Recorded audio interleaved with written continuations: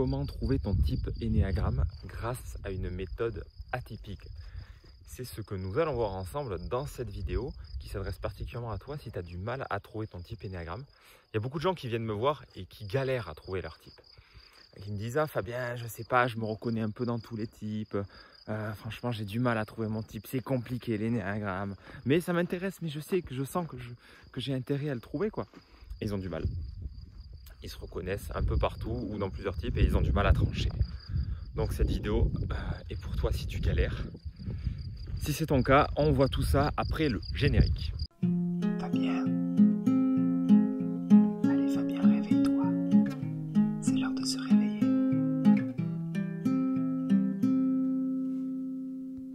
Je profite de cette randonnée dans les Cévennes sur le chemin de Stevenson pour te partager cet exercice-là parce que ça va vraiment t'aider en fait si tu galères à trouver ton type.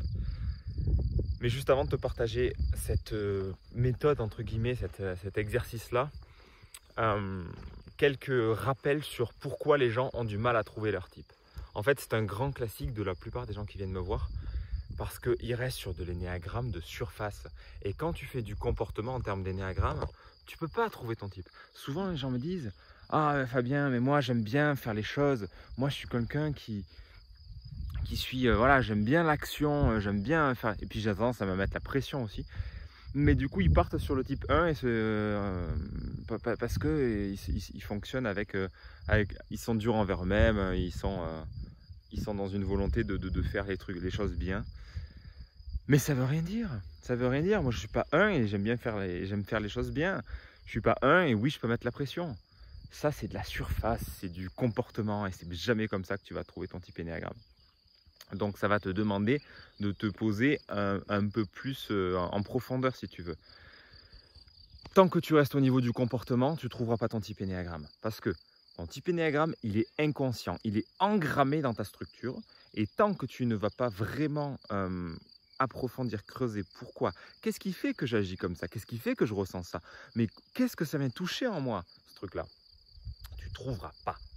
Donc il va s'agir de creuser dans tes motivations, dans ta structure inconsciente, parce que les comportements surface visible, l'énéatype, c'est la couche inconsciente qui est dessous, qui te pilote dans l'ombre et que tu ne vois pas. Ton ego est inconscient et c'est pour cette raison que ce n'est pas facile à trouver. Alors c'est un peu chaud à bout de bras, donc on va alterner régulièrement. Ça, c'est les prémices de base pour que tu comprennes pourquoi c'est dur de trouver son type. Il y a cette confusion comportement et motivation. Et il y a aussi cette erreur de rester sur le plan mental de l'énéagramme et pas aller sur le plan de l'affect, des émotions, de ce que tu ressens, de ce qui te bouge dans les tripes. Okay, donc pour ça, toujours pareil, il va s'agir non pas de l'appréhender sur le plan mental, l'énéagramme, mais sur le plan expérientiel. C'est-à-dire de te prendre dans la vie de tous les jours, de voir ce qui te bouge, de voir ce qui te touche. De ne pas dire « Ah ouais, mais moi c'est vrai que je suis sensible, moi je vis. » J'en ai plein qui sont venus, plein. J'ai une bonne demi-douzaine de 3 qui sont venus me voir. Moi j'ai senti que c'était des 3, je ne leur ai pas dit. Et où ils se croyaient 4 parce que ça les arrangeait, parce que « Oh mais tu comprends Fabien, je vis beaucoup d'émotions. » Et comment ils m'ont raconté pendant des minutes entières à parler, oh, tu sais, moi je vis ça, ça et comme ça et comme ça. Mais avec une énergie qui n'est pas du tout une énergie de 4, où tu voyais plus ce qu'ils étaient en train de montrer et que c'était plus un truc de 3 qu'un truc de 4. Donc, c'est les mécanismes qui permettent de le différencier ça. Mais quand tu restes sur le plan purement du logos, quand tu restes sur le plan de juste essayer de justifier ton truc mentalement, ça ne marchera pas, tu ne trouveras pas. Donc attention à ça, comportement, motivation et le plan mental versus le plan expérientiel. Parce que quand tu reviens aux tripes, quand tu reviens aux émotions, à ce que tu vis vraiment, tu ne peux pas, là tu ne peux pas te tromper. Enfin en tout cas, ça va être beaucoup plus fin, beaucoup plus précis que des élucubrations mentales. C'est comme ça que moi je me suis planté à l'époque en me disant « Mais oui, mais je suis quelqu'un de curieux, j'aime apprendre les choses, j'ai du mal à m'engager dans une voie. » je suis souvent dans les livres et blablabla, donc je suis de type 7. Mais pas du tout, tu ne trouveras jamais ton type comme ça. Quand tu trouves ton type, c'est une forme de deuil, c'est une forme de... Tu mets en évidence quelque chose de toi et ça peut te piquer sévère. Ceci étant dit, passons à la méthode que je te recommande qu'on a découvert hier avec Megan en baladant pour trouver ton type plus facilement, surtout si tu hésites. C'est tout simple, ce que je vais te proposer, c'est de faire une randonnée. C'est de faire un trek. Pourquoi? Parce que quand tu veux trouver ton type énéagramme, a fortiori si tu as tendance à être dans ton quotidien tranquillou et à te poser des questions avec ton papier et ton stylo, ce que je fais et ce que je recommande aux gens de faire, hein, de te poser des questions, de regarder chaque type énéagramme et de simplement prendre le temps de les étudier, de les éliminer. Bah, tu n'es pas en fait confronté à ton ego plein pot. Alors que quand tu vas faire un trek, tu vas justement vivre tout un tas de choses qui font que ça va être un révélateur. Donc pourquoi faire une randonnée? Pourquoi faire un trek typiquement? Parce que tu vas partir un ou plusieurs jours, je te recommande plusieurs jours, je te recommande le bivouac, parce qu'au plus tu vas être dans des conditions difficiles. Alors à l'époque, Gurdjieff mettait, je crois que c'était Gurdjieff, qui allait vraiment appuyer dans la structure des gens, qui les mettait à bout pour faire ressortir les traits de l'ego. Parce qu'effectivement, ça ressort quoi. Donc l'avantage, c'est que tu n'as pas forcément besoin de te forcer là. Simplement, le fait de t'exposer dans une randonnée, dans un bivouac, de faire plusieurs dizaines de kilomètres, de dormir à la belle étoile, de voir des papillons, ça va t'aider parce que ça va te confronter à tes limites. Avec deux axes en fait. Premier axe, c'est l'axe des centres, de la hiérarchie des centres.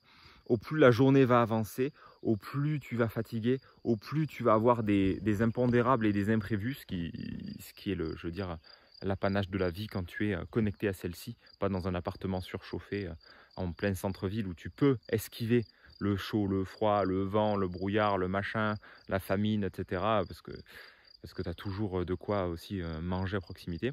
Quand tu es en pleine nature, quand tu es en bivouac, ben, tu n'as pas ce luxe-là d'être dans une forme de monotonie quotidienne. Là, tu dois, toi, subvenir à tes besoins, te débrouiller pour trouver de quoi manger ou cueillir des plantes sauvages ou des champignons ou ce que tu veux. Et puis, tu n'as pas la thermorégulation aussi facile parce que tu n'as pas de chauffage portatif. Donc, vas-y, duvet, les couches, les machins. Et si en plus tu dors en plein air, ça va être accentué. Donc, le fait d'être plus confronté au chaos va percuter ton système, va générer du stress dans ton système et ça va tendance à faire ressortir ta hiérarchie des centres. C'est-à-dire, je rappelle, hiérarchie des centres, ça va faire ressortir ton centre préféré et ça va faire réprimer encore plus ton centre réprimé qui va disparaître. Magie. Je dois disparaître, John. Sauf exception des 3-6-9 qui, eux, vont perdre leur centre préféré et leur centre réprimé et être sur leur centre de soutien. Ok ? Ça, c'est le premier axe. Le deuxième axe, c'est simplement que aussi, du coup, le fait d'être activé, de stresser, d'être fatigué, de dormir à même le sol, ça va faire ressortir tes traits égotiques, donc tes mécanismes égotiques. Et du coup, tu vas avoir plus de facilité à te trouver. Et de cette façon-là aussi, sans forcément aller chercher le côté stress et fatigue, tu peux aussi simplement te poser la question de pourquoi tu vas aller faire une rando, pourquoi tu vas aller faire telle ou telle balade, enfin tel ou tel trek, avec qui, etc. Ça va t'informer de certaines motivations. Par exemple, moi, la motivation à faire ce chemin de Stevenson, en tout cas une partie, c'était de titiller mon antifragilité, d'être plus adaptable, d'avoir un sac à dos de 10-12 kg sur le dos, de le faire avec les sandales que j'ai faites moi-même il n'y a pas longtemps, avec comment dire, un effort physique que j'ai pas l'habitude de faire, avec des beaux paysages aussi. C'était explorer un endroit, donc il y avait aussi le beau qui me motivait, mais pas que. Si on prend Megan, tu vois, une de ses motivations principales à faire ce chemin de Stevenson, c'était de voir des belles fleurs, de voir des belles fleurs qu'il n'y a pas chez nous, qu'il n'y a pas dans le jardin, tu vois, pour pouvoir mapper un maximum de beau. Et le beau, ça l'a mené vers, ça lui donnait l'énergie pour aller vers l'avant.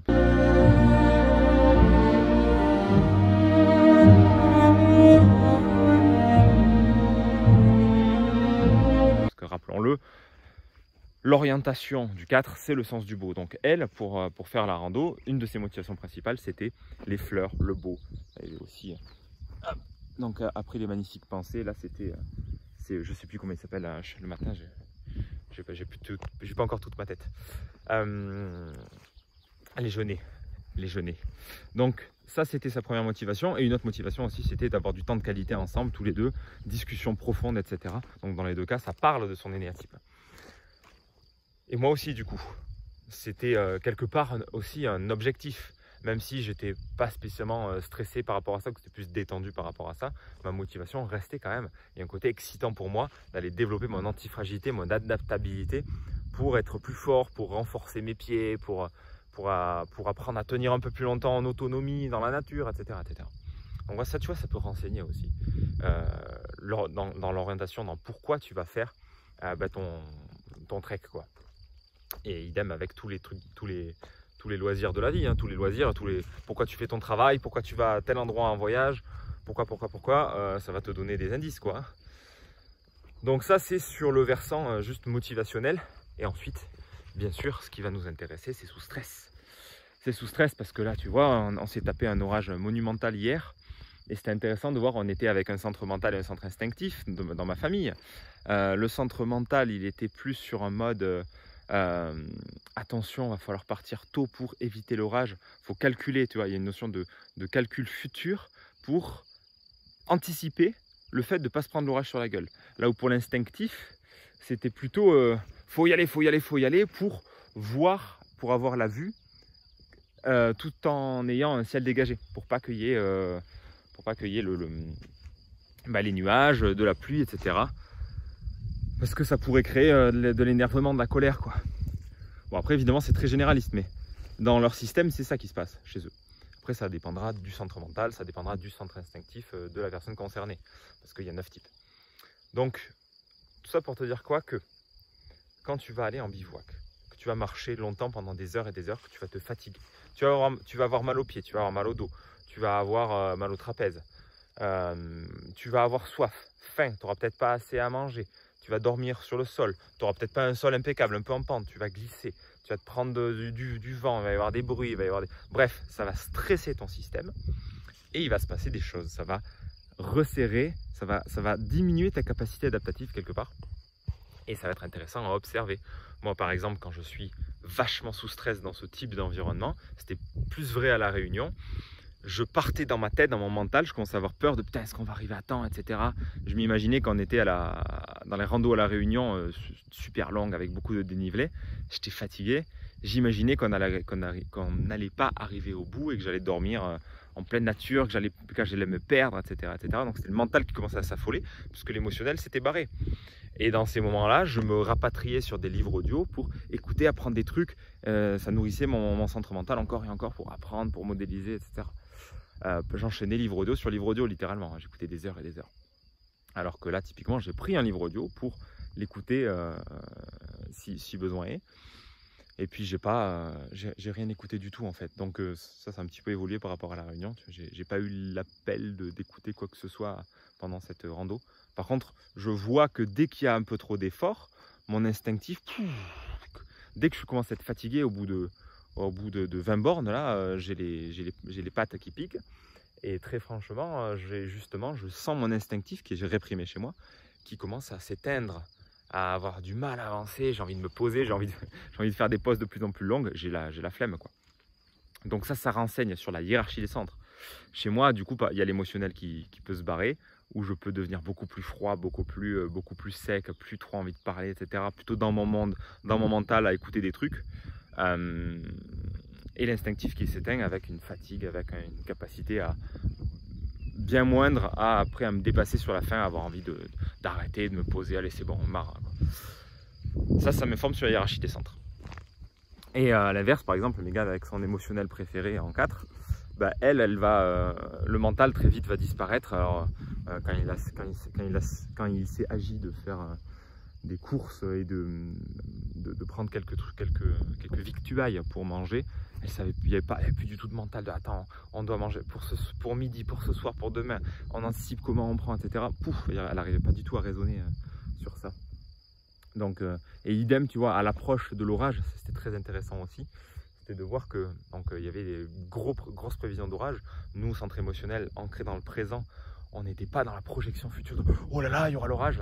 On verra, on est dans le présent, on marche, les paysages sont somptueux. Alors ça, de l'autre côté, il y avait des paysages de fou avec des des genêts dans tous les sens, c'était tout fleuri, c'était incroyable. Ben, on était plus en mode, ben, on va profiter, ce sont des paysages dont on veut être là, on veut être présent, on est là, quoi. Et chaque instant se suffit à lui-même, quoi. Alors que les autres étaient déjà dans le turfu, l'instinctif, parce qu'il faut arriver, go, go, go, go, go, et le mental, il faut éviter l'orage. Mais du coup, les deux étant pas dans l'appréciation de l'instant présent et du beau, qui est plutôt l'apanage de l'émotionnel. Donc ça donne des indices. Et du coup, bah, ce que tu peux te demander, toi, pour transcrire à toi et ton expérience, si tu le fais, parce que je t'invite à expérimenter dans cette idée de trek, c'est de te demander, quand tu commences à être fatigué, quand tu as marché plusieurs heures, quand tu sais qu'il va y avoir un orage, justement, quand tu es confronté au chaos, qu'est-ce que tu te dis? C'est quoi là, dans ton mental? Demande-toi, à quoi je pense? C'est quoi la nature de mes pensées? Qu'est-ce qui tourne en boucle? Sur quoi ça part? Est-ce que j'ai peur du futur? Est-ce que je projette des trucs sur le futur? Et quoi? Qu'est-ce qui me trotte? Qu'est-ce qui me travaille? Qu'est-ce qui crée une zone de tension? Au niveau du centre émotionnel, qu'est-ce que je ressens? Qu'est-ce que je ressens et pourquoi? Qu'est-ce qui va me toucher? Qu'est-ce qui me fait peur? Est-ce que j'ai de la colère? Est-ce que j'ai de la tristesse?